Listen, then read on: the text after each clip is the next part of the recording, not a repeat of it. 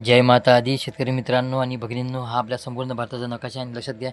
अरबी समुद्रातून एक मान्सूनची ट्रफ रेषा गुजरात राज्यावरून होत मध्य प्रदेशावरून भारताच्या पूर्व राज्यापर्यंत सरकली गेली आहे आणि या भागामध्ये बनलं होतं एक वेलमार्ग एरिया 6 जुलै रोजी.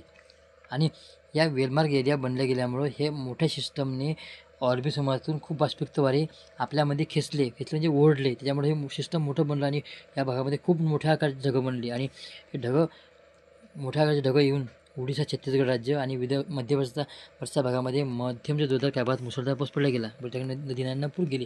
आणि आता बरेच शेतकरी म्हणतात की मुंबई पुण्यामध्ये का जास्त पाऊस पडतो, आपल्या विदर्भामध्ये पाऊस नाही.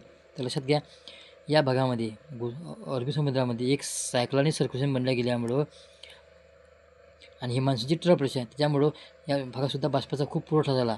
बाष्पाचा पुरवठा खूप झाल्यामुळे मुंबई, पुणे, कोकण, गोवा, सिंधुदुर्ग, रत्नागिरी, सोलापूर, सातारा, सांगली, नाशिक या भागामध्ये सिस्टम या भागामध्ये बनल्या गेल्यामुळं या खूप मोठ्या आकाराचे बाष्पयुक्त वारे आणि मोठी ढगं डेव्हलप झाली आणि या भागामध्ये मध्यम ते जोरदार काही भागात अतिमुसळधार पाऊस पडला गेला.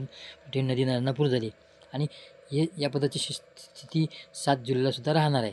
पण 8 जुलैपासून हे वातावरण पूर्णतः निवळणार आहे. वातावरण कमी होणार आहे आणि ही जी विलंब पडलं हे सुद्धा लो प्रेशरच्या कॅटेगरीमध्ये जाणार आहे शेतकरी मित्रांनो.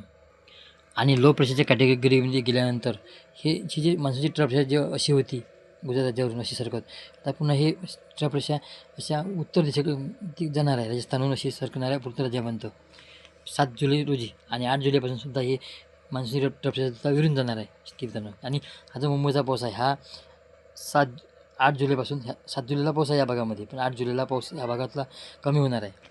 आणि ह्या भागामध्ये सिस्टम बनलं गेल्यामुळं बाष्पाचा पुरवठा आता ह्या सिस्टमला अशा मार्गाने जाणार आहे. बाष्पयुक्त वारे अशी बाष्पयुक्त वारे जात असल्यामुळं आपला जो विदर्भाचे जे उत्तरेकडील जिल्हे आहे बुलढाणा, अकोला, वाशिम, अमरावती, नागपूर, भंडारा, गोंदिया या भागामध्ये उत्तरेच्या भागामध्ये ढगांच्या गडसं हलका ते मध्यम काय भागात मध्यम ते जोरदार एक दुसऱ्या भागामध्ये मुसळधार पाऊस भाग बदलत पण.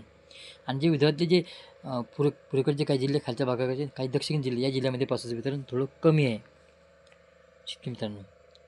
या भागात शिस्त केल्यामुळेच आपल्याला बाष्पाच्या खूप खूप ढगं दिसणार, खूप ढगा मोठा दिसणार आहे शेतकरी मित्रांनो. आणि 7 तारखेला जो काही पाऊस आहे आणि 8 आणि 9 तारखेला क्वचितच एक दुसऱ्या भागामध्ये पाऊस आणि 10 तारखेपासून ते 17-18 तारखेपर्यंत पावसाचं वितरण कमी होणार आहे. दिवसभर कडक ऊन तापणार आहे. गरमी आता आपल्या भागामध्ये खंड जाणवणार आहे आपल्या संपूर्ण विदर्भामध्ये. 10 जुलैनंतर क्वचितच पडला तर एक दुसऱ्या भागामध्ये तशी आता पावसाची शक्यता कमी होणार आहे. आपला जर हवामानात आपला खराब वाटत असेल तर तुम्ही लगेच माझ्या चॅनलला सबस्क्राईब करून घ्या.